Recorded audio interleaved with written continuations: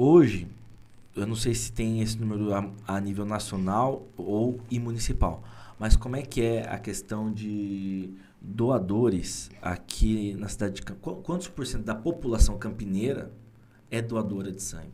Olha, a gente tem no nível nacional um número que o Ministério da Saúde sempre apresenta, né, para a gente, através do Hemoprod, que é um sistema onde tem ali toda a produção de sangue do Brasil. Né?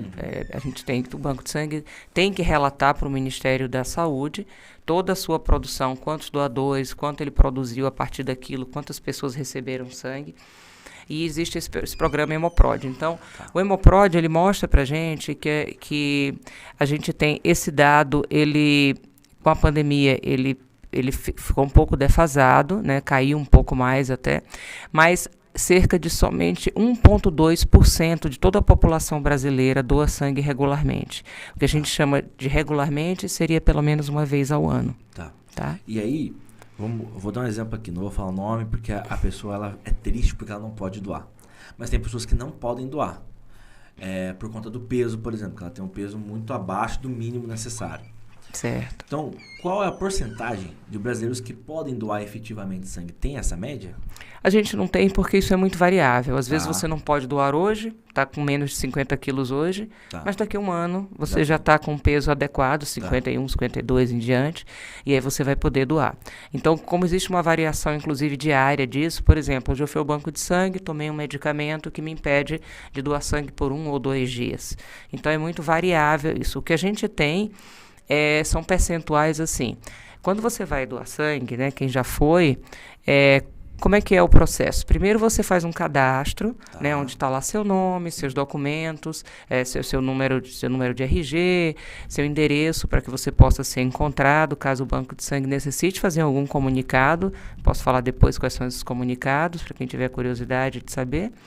Depois a gente faz o que a gente chama de triagem clínica. A triagem clínica, ela é uma conversa com um profissional de saúde, como se fosse uma consulta, onde ali é perguntado hábitos de vida, medicamentos, doenças, uma série de coisas. Nessa triagem, você vai proteger o doador de sangue, né? Tem coisas que você não pode doar para proteger o doador. Tem uma anemia, por exemplo, então não posso doar, porque, né? Ou proteger o futuro receptor também. Por exemplo, um hábito de vida que pode expor o receptor do sangue. Nessa triagem clínica, a média de inaptidão, ela gira no Brasil hoje em torno de 14%. Então é baixo. É baixo. Mas a gente está falando de pessoas que vão até lá. Porque, em geral, quando você vai, né, hoje a gente tem muita informação, né? A gente está aqui falando, tem um podcast, tem uma internet, uma série. Então, a pessoa, muitas vezes, quando ela vai, ela já busca essa informação antes, né? Ela se prepara para a doação. Esses centros, eles dão também essas informações. Exatamente. Então, também por isso é um pouco baixo. A pessoa que vai até lá, por exemplo, quando a gente faz campanhas espontâneas, né? Coloca um ônibus, por exemplo, para fazer doação de sangue no centro da cidade. Certo. Esse número cresce muito, porque a pessoa não se preparou para aquilo. Então, ela foi passando ali, viu o ônibus, hoje eu vou doar. E aí, às vezes, ela tomou, por exemplo, uma dipirona que impede a doação por 24 horas. Uma simples dipirona. Ao passo que, quando ela recebe aquela informação, ela fala, bom, então eu tomei dipirona hoje, eu vou deixar para ir depois de amanhã, né? Esperar 24 horas para ir. Então, por isso também. Depois que você doa, depois que você passa a triagem clínica, você tem depois, então, aquela que faz parte da triagem também, os dados como pressão, temperatura e dosagem de hemoglobina para ver se você tem anemia ou não. Isso também está incluso nessa triagem. Então, às vezes, a pessoa está no momento da doação com uma pressão alta, por exemplo. Ela recebe uma orientação de saúde e aí depois ela pode ser doadora quando a pressão dela estiver estável, por exemplo. Depois disso, a gente tem a inaptidão sorológica. São aquelas pessoas que doaram sangue, mas cuja a sorologia está positiva para algum dos patógenos que são testados. Hepatites, HIV, HTLV, doença de Chagas, sífilis. Sífilis tem sido um problema muito sério de saúde pública no Brasil. Os números, assim, subiram mais de 400% nos últimos anos. é realmente um número que tem assustado muito os profissionais na área de saúde de uma doença que é uma doença facilmente tratável com antibióticos e prevenível, mas que está muito incidente, principalmente na população jovem.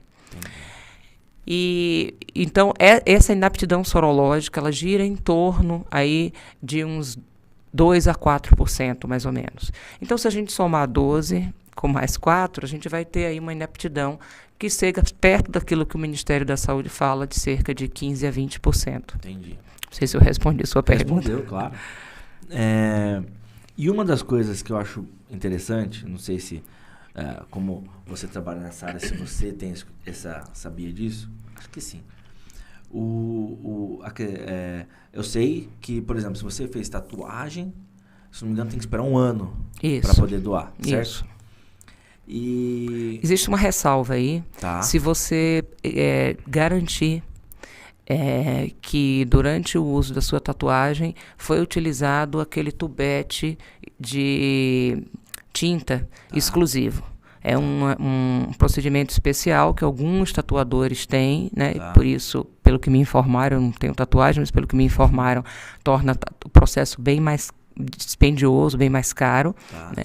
Porque hoje o que acontece, como você pega um tubinho de tinta, manipula ali e vai enchendo a agulha e colocando, né? Aquela agulha é descartável, mas muitas vezes a tinta ela foi manipulada outras vezes para outras pessoas. Sim. E existe a possibilidade de gotículas de sangue estarem ali naquela tinta. Existe um outro processo onde esses tubetes, eles lembram como se fosse uma pistolinha, assim, você coloca esse tubete de tinta e ele só pode ser utilizado uma vez. O dispositivo dele não permite que ele seja utilizado mais de uma vez.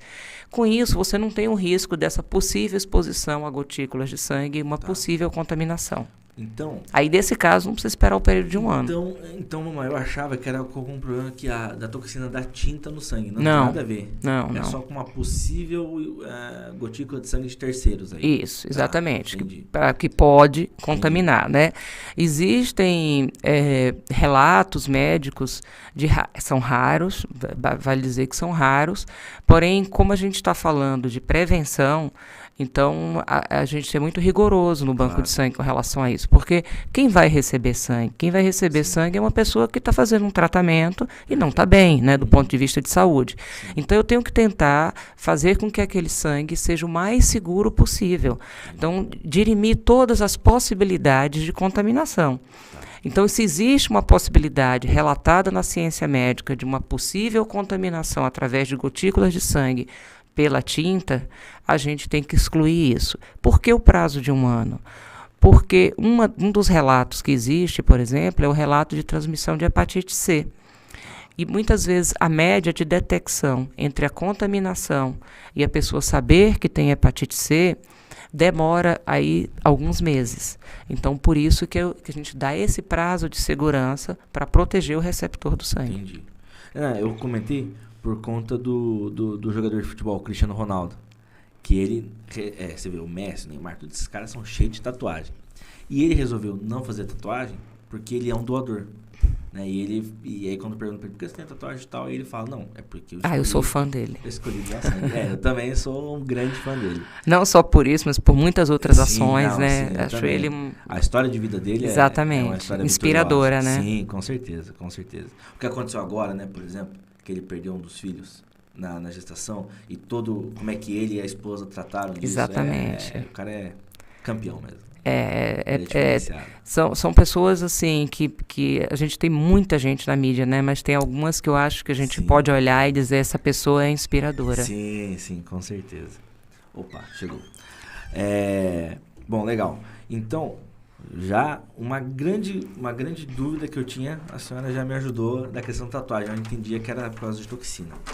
Mas você falou agora, um pouquinho antes, de algum comunicado, algum certificado que o pessoal manda e comunica você na triagem. Você falou, a gente pode conversar disso depois. Você pode do endereço, né? Por que é importante a gente ter o endereço do doador? Por exemplo... doutora, sua água. Opa, muito obrigada. Por exemplo, num desses testes que a gente faz, a gente pode detectar uma positividade. de sífilis, de hepatites, né, como eu falei, por exemplo. E aí a gente comunica ao que a pessoa muitas vezes não sabe, né? Ela vai doar sangue num ato altruísta. Sim. E aí, de repente, ela pode descobrir que ela está contaminada por algum desses patógenos. E uma das formas que a gente tem de se comunicar com o receptor do sangue, com o doador de sangue, é através do endereço dele. Então, por isso é muito importante que a gente tenha. Outra forma é, às vezes, você perceber que existem receptores de sangue que precisam de sangues raros. Tá. E aí a gente entra em contato, você às vezes tem um sangue raro e não sabe, mas o banco de sangue tem o seu cadastro e vai ligar para você e vai te falar, olha, você tem um sangue raro, existe agora uma pessoa precisando do seu sangue e tal. Então, na verdade, é para facilitar a comunicação, tanto para te ajudar como doador, como para ajudar também quem precisa receber sangue. Ah, entendi, legal.